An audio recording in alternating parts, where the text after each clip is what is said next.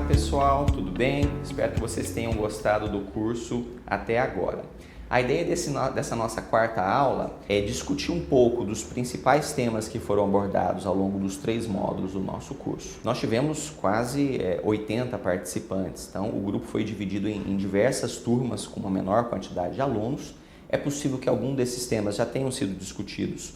na turma da qual você participou. Se isso aconteceu, a ideia é compartilhar as discussões com os outros colegas e também aproveitar essas discussões, se não aconteceram no seu grupo, para que elas possam ser igualmente compartilhadas com vocês. Então, nós percebemos que ao longo dos 3 encontros, alguns temas eles foram recorrentes. Por exemplo,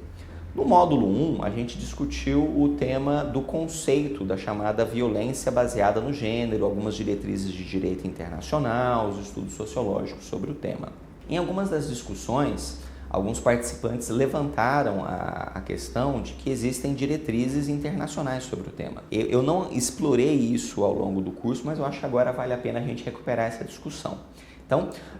os principais marcos normativos internacionais que nós temos sobre o conceito jurídico de violência baseada no gênero são as recomendações do Comitê CEDAW da ONU, do comitê que monitora a implementação da Convenção para a Eliminação de Todas as Formas de Discriminação contra as Mulheres e a Convenção de Belém do Pará.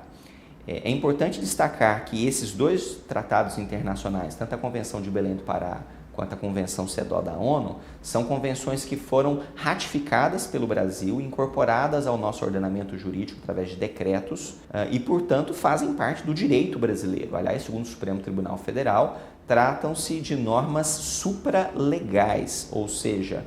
toda legislação infraconstitucional deve ser interpretada em conformidade com esses tratados internacionais. Especificamente a Convenção CEDAW, ela criou um comitê para monitorar a sua implementação, está previsto na Convenção, e esse comitê editou diversas recomendações aos Estados-membros. Segundo a Convenção de Viena sobre a interpretação de tratados internacionais, que também foi ratificada pelo Brasil e, portanto, também é lei no contexto brasileiro,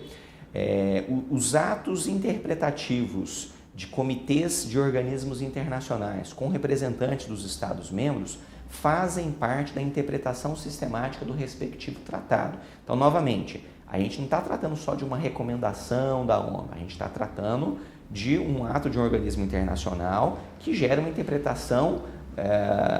autêntica do que significa aquele tratado internacional. Então, o Comitê CEDAW editou 3 resoluções, a resolução número 19 de 1992, a resolução número 33 de 2015 e a resolução número 35 de 2017. Todas elas discutem qual é o conceito jurídico de violência baseada no gênero e, de forma especial, como que os órgãos do sistema de justiça devem atuar para agirem com perspectiva de gênero.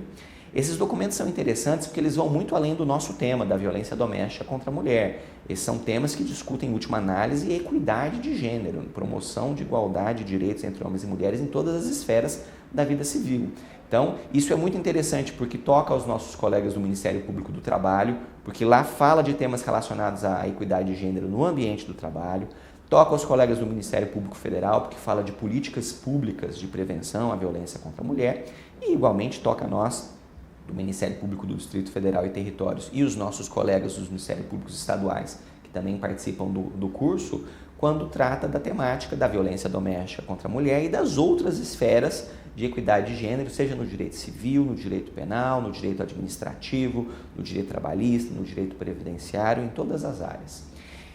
Para esse nosso último módulo, eu estou compartilhando no material complementar essas 3 recomendações do Comitê CEDAW. Elas são muito importantes para o nosso trabalho. Recomendo de forma muito especial a leitura da recomendação número 33 de 2015, porque ela é específica sobre como que os órgãos do sistema de justiça devem atuar com perspectiva de gênero. E das 3, ela é a única que nós temos uma tradução oficial para o português pelos órgãos da ONU. Então, fica aí a indicação de vocês analisarem no nosso material complementar dessa semana 4,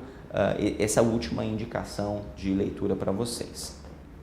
Um outro tema que foi discutido tanto na primeira semana quanto na segunda semana foi em relação às políticas públicas de prevenção à violência contra a mulher. E aí vocês se lembram que a gente comentou lá na semana 1 que existem estratégias de prevenção primária, prevenção secundária e prevenção terciária. Esse foi um tema que foi bastante explorado nos fóruns de discussão, né? E eu acredito que tem duas perspectivas importantes que a gente pode, né, como fechamento desse nosso curso, lembrar desse tema, que é aquilo que nós temos que fazer dentro das nossas instituições, né, para que haja equidade de gênero dentro do Ministério Público, e aquilo que o Ministério Público pode fazer na sua atuação finalística para promover essas diretrizes, né, do direito fundamental à equidade de gênero e, acima de tudo, a uma vida livre de todas as formas de violência. Então, na primeira perspectiva, o que nós, do Ministério Público, podemos fazer sobre esse tema? Hoje há uma diretriz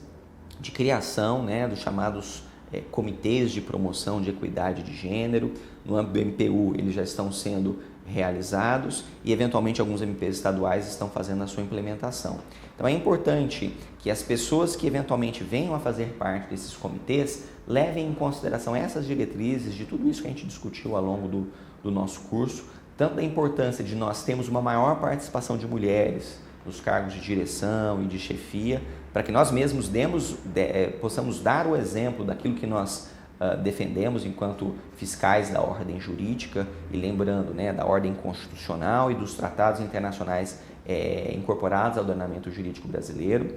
e da importância de, no âmbito da prevenção secundária, o Ministério Público também ter estratégias para dar atenção às servidoras e, eventualmente, às integrantes da carreira de promotora ou de procuradora que, eventualmente, venham sofrer atos de violência, né? Seja violência dentro das relações de trabalho, portanto, o incentivo e as campanhas de enfrentamento ao assédio sexual, ao assédio moral às mulheres no ambiente de trabalho, dentro do próprio Ministério Público, seja eventualmente se essas mulheres vierem a sofrer algum ato de violência doméstica, que é o tema principal do nosso curso, e, portanto, a importância de construirmos políticas públicas para acolherem as nossas servidoras, né, as promotoras de justiça, procuradoras da República do Trabalho ou da Justiça Militar, no sentido de elas terem, né, políticas internas dentro do Ministério Público que possam acolhê-las e que possam auxiliá-las. Isso envolve o envolvimento dos serviços médicos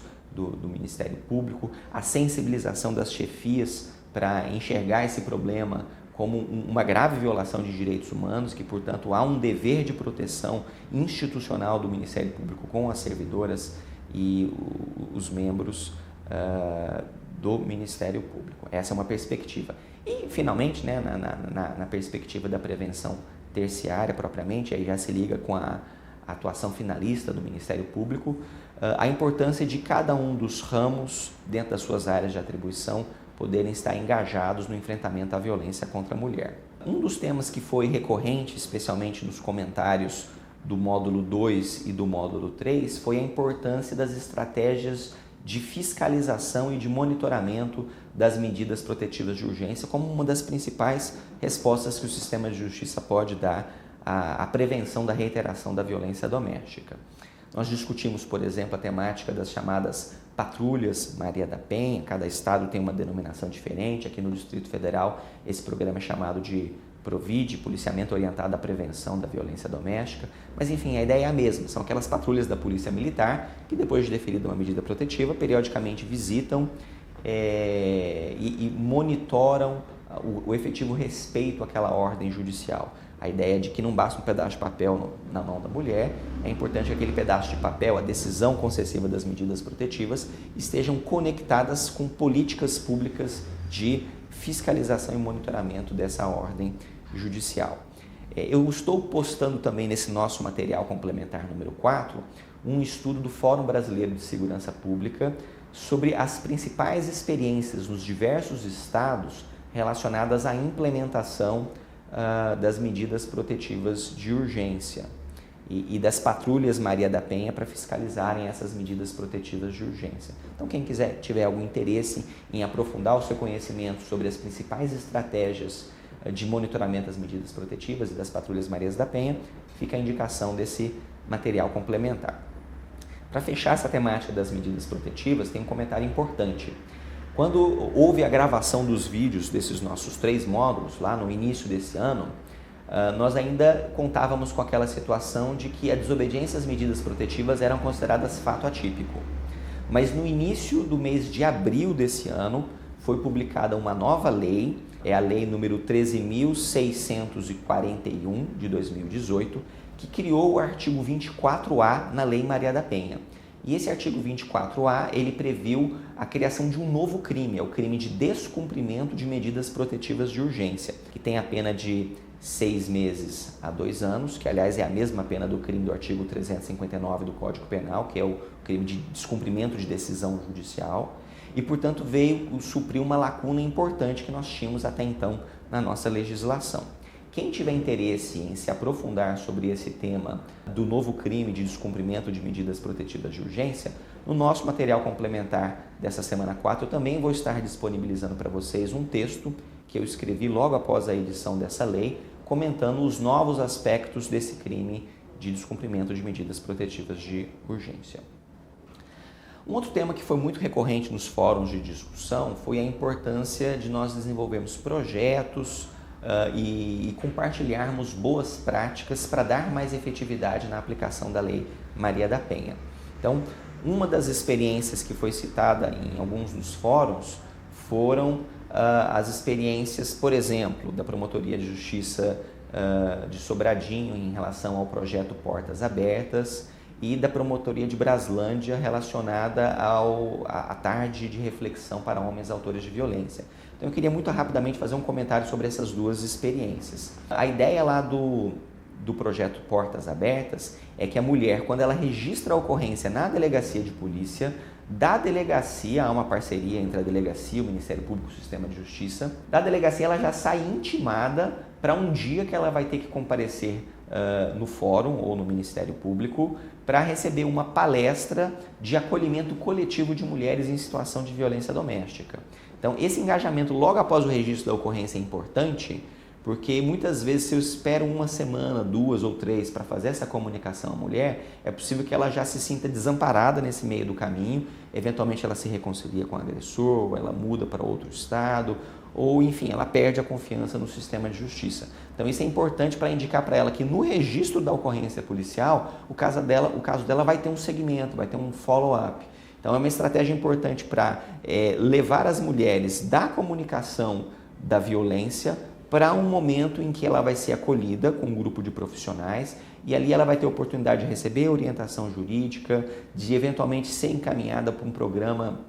de acompanhamento psicossocial, se ela assim o desejar. Às vezes isso acontece 1 ou 2 semanas após o registro da ocorrência, é um momento também de monitoramento do cumprimento daquela medida protetiva de urgência, ou seja, ela vai trazer notícia se o agressor está cumprindo a protetiva, se ele eventualmente está descumprindo a protetiva. Aliás, esse é um ponto extremamente importante, né? A importância de nós incorporarmos estratégias de monitoramento dessa medida protetiva. Às vezes, em alguns locais, existem experiências de que há ligações telefônicas periódicas para essa vítima. Alguém ou da promotoria, ou da vara, ou do sistema de segurança pública, uma vez por semana,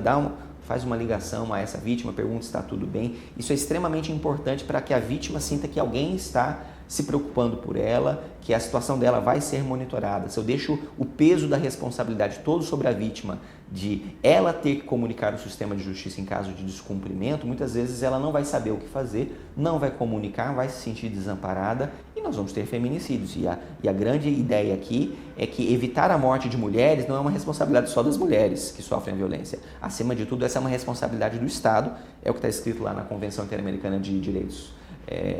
de Enfrentamento à Violência contra a Mulher, a ideia de que é dever do Estado implementar políticas públicas efetivas de prevenção à violência contra a mulher. E aí eu comentava também o outro projeto importante, que é o de Braslândia, que é a ideia de que ao receber a medida protetiva de urgência, automaticamente há uma estratégia pela Secretaria do Ministério Público e pela rede de intimação desse homem que foi envolvido num episódio de violência para participar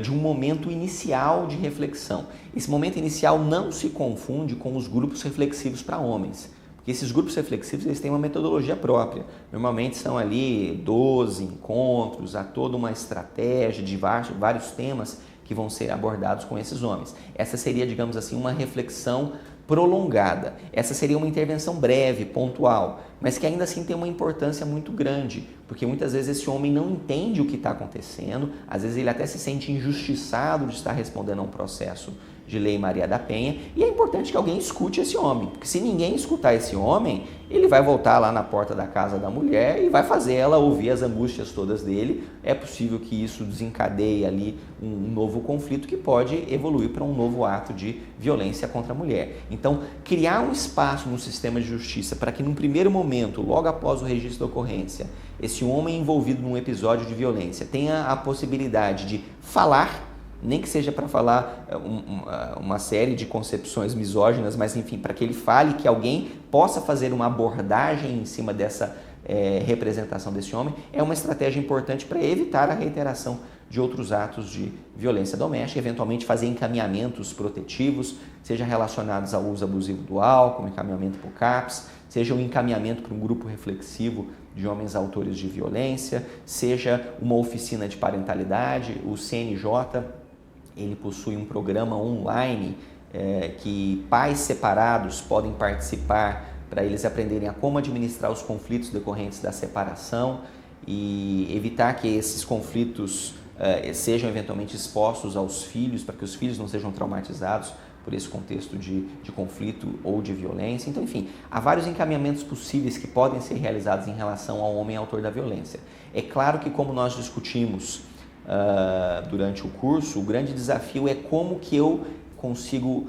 correlacionar um encaminhamento ao homem envolvido na situação de violência com algum nível de coercibilidade. A Lei Maria da Penha é muito clara sobre esse tema, se esses encaminhamentos a grupos reflexivos ou outros encaminhamentos de proteção, se eles seriam feitos com uma medida protetiva de urgência, se eles seriam feitos com um acordo processual. A Lei Maria da Penha aparentemente fechou a possibilidade de realização de acordos processuais, se vai ser só um conselho, se ele faz se ele quiser ele não faz. A experiência diz que mero conselho normalmente não tem muita efetividade. É importante que tenha algum nível de coercibilidade. Mas esse é um outro tema, talvez mais adiante podemos ter uma lei que venha regulamentar melhor esse tema. Então, dentro dessas boas práticas, essas seriam algumas que eu gostaria de destacar. Eu vi também que alguns colegas dos MPs estaduais compartilharam algumas experiências muito interessantes que acontecem nos seus estados e que para nós, o Ministério Público da União, é muito rico ter essas experiências, porque amplia o nosso horizonte de informações, de conhecimentos. São realidades que, em parte, elas são semelhantes, porque os problemas das mulheres denunciarem violência que sofrem são problemas semelhantes em qualquer lugar do Brasil, aliás, em qualquer lugar do mundo os problemas são os mesmos, mas também tem as suas particularidades. Eu vi exemplos interessantes de estados grandes, como por exemplo Pará, em que o colega faz visitas às comarcas do interior e que existem núcleos especializados em âmbito regional para a promoção dessas políticas públicas de prevenção à violência contra a mulher. São experiências interessantes que podem ser muito inspirativas para nós dos outros estados. Finalmente, eu acho que é importante a gente destacar que, apesar de termos participantes do curso que vêm de diversos ramos do Ministério Público e com diversas experiências, essas experiências elas são, em certa medida, complementares. Então, por exemplo, eu vi nos fóruns de discussão os colegas do Ministério Público Federal trazendo notícias de como o Ministério Público Federal poderia se engajar na temática da fiscalização das políticas públicas de prevenção à violência contra a mulher. Por exemplo, a Secretaria de Política para as Mulheres, que atualmente é vinculada ao Ministério da Justiça, mas enfim, no passado já foi vinculada diretamente à Presidência da República, ela tem uma série de projetos e de políticas públicas que são impulsionados a partir do nível federal, mediante termos de cooperação com os estados e repasse de verbas. Então essa pode ser uma atuação muito interessante dos colegas do Ministério Público Federal, no sentido de fiscalizarem como que essas verbas estão sendo efetivamente implementadas em nível estadual, se estão sendo corretamente utilizadas, está tendo algum desvio, algum mau uso dessas verbas. E eu destacaria duas linhas, de projetos federais que têm impacto estadual interessante. Uma delas é a política da chamada Casa da Mulher Brasileira, que a Secretaria de Política para as Mulheres está implementando em diversas capitais do Brasil. Algumas já estão em funcionamento, como no Mato Grosso do Sul, Curitiba, Brasília. Outras estão em vias de serem implementadas, mas é uma estratégia interessante. O Ministério da Justiça eventualmente tem projetos relacionados à promoção de grupos reflexivos de homens, na linha da verba relacionada às políticas penitenciárias ou de penas alternativas. Então é uma outra possível área que os colegas do MPF podem colaborar, né? Os colegas do Ministério Público do Trabalho têm uma atuação muito importante conosco, porque nós vimos que muito dos problemas relacionados à violência contra as mulheres passam pelas relações do trabalho, seja pelo fato da mulher não ter autonomia econômica e, portanto, ter um fator de vulnerabilidade a sofrer violência, seja no próprio âmbito da prevenção primária, na importância de termos uma maior participação de mulheres nos espaços de direção e chefia, menos assédio às mulheres nas relações de trabalho e, portanto, uma promoção de equidade de gênero que, em nível primário, promove uma prevenção às outras formas de violência contra as mulheres, né? E isso me parece que sinaliza um espaço importante de possível atuação em rede dentro do próprio Ministério Público. A ideia de que os colegas dos Ministérios Públicos dos Estados podem fazer parcerias com os colegas do Ministério Público Federal, do Ministério Público do Trabalho, cada um no seu nível específico de atuação e que, portanto, juntos, nós mesmos dentro do Ministério Público, podemos ter uma atuação mais eficiente no enfrentamento às diversas formas de violência contra as mulheres. Um último tema que eu percebi que em alguns fóruns tocou levemente nele, não era o objetivo principal do nosso curso entrar em detalhes sobre ele, mas ele acabou aparecendo e eu acho que é interessante aqui um último comentário, é em relação à temática da violência sexual contra crianças e adolescentes. As estatísticas todas, especialmente a do Disque 100, sinalizam que cerca de 80% das vítimas de violência sexual intrafamiliar são meninas. Então isso indica de forma muito clara que a violência sexual contra crianças e adolescentes dentro de casa, ela tem um recorte de gênero. São normalmente as meninas que mais sofrem esse tipo de violência. É claro que alguns autores vão fazer um contraponto, vão dizer que há uma subnotificação muito grande das violências sexuais contra os meninos, porque o estigma de um menino dizer que sofreu violência sexual é muito maior do que o das meninas. Existe em ambos, mas é mais acentuado ainda. E tem um recorte de gênero também nessa resistência dos meninos denunciarem as violências, mas as estatísticas indicam que ainda assim há uma preponderância das meninas em serem vítimas e mais do que isso, né, cerca de 90% dos autores de violência sexual são homens. Então, novamente, aí um recorte de gênero no âmbito do autor dessa violência. Sobre esse tema específico da violência sexual contra crianças e adolescentes, é importante destacar que desde o ano passado nós temos a Lei 13.431 de 2017, que entrou em vigor nesse ano de 2018 e que ela prevê o chamado depoimento especial de crianças e adolescentes vítimas de violência sexual. Essa lei, na verdade, prevê dois instrumentos, a escuta especializada e o depoimento especial. A ideia é que a escuta especializada é feita pela rede de proteção para fins de encaminhamentos aos órgãos de proteção, então, por exemplo, encaminhamento ao conselho tutelar, à rede de saúde para uma profilaxia de uma eventual doença sexual, encaminhamento ao programa de atenção à violência da rede de saúde para o acompanhamento psicossocial dessa criança que sofreu a violência, enfim, todos os encaminhamentos da rede de proteção. E eu tenho um outro momento de oitiva dessa criança, que é a escuta, que é o depoimento especial, que é a ideia de que ou a polícia ou o sistema de justiça vão ouvir essa criança, mas não nos moldes tradicionais. Na verdade, essa oitiva vai ser intermediada por um psicólogo ou um outro profissional com uma capacitação específica, num ambiente lúdico, portanto, num ambiente menos hostil, através de uma metodologia de inquirição que utilize perguntas abertas e não indutivas, que a inquirição em si não seja um momento de revitimização. Há sempre um certo componente de dor em lembrar a violência que foi sofrida, mas a ideia é, dentro daquilo que for possível, minorar esse sofrimento dessa criança e adolescente, né? E especificamente em relação à violência sexual, a diretriz dessa lei é que essa criança seja preferencialmente ouvida uma única vez em sede de produção antecipada de provas. Portanto, o ideal seria que a polícia evitasse a oitiva dessa criança, representasse ao sistema de justiça e que no sistema de justiça o Ministério Público ajuizasse uma produção antecipada de provas e o juiz ouvisse rapidamente essa criança, ainda que a investigação tenha que continuar. A ideia tem duas diretrizes nessa lei. A ideia é que, primeiro, Quanto menos vezes eu ouvir essa criança sobre a violência sofrida, menos revitimização o sistema de justiça e o sistema de proteção vai estar produzindo nessa criança. Então, alguns estudos indicam que às vezes a criança é ouvida 10 vezes sobre o mesmo fato. Ela é ouvida para a mãe ou para a tia que denuncia a violência, ela é ouvida na escola pela professora ou pela diretora, depois ela é ouvida pelo conselho tutelar, ela é ouvida pela rede de saúde, ela é ouvida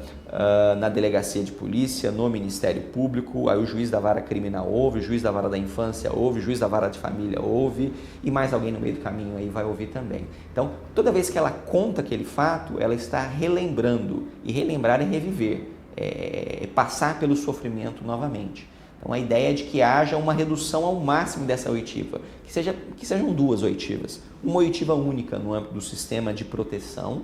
e uma oitiva única no sistema de justiça, e que ela possa ser aproveitada tanto para o sistema de responsabilização quanto para o sistema de proteção dessa criança no âmbito do sistema de justiça. Eu agradeço a todo mundo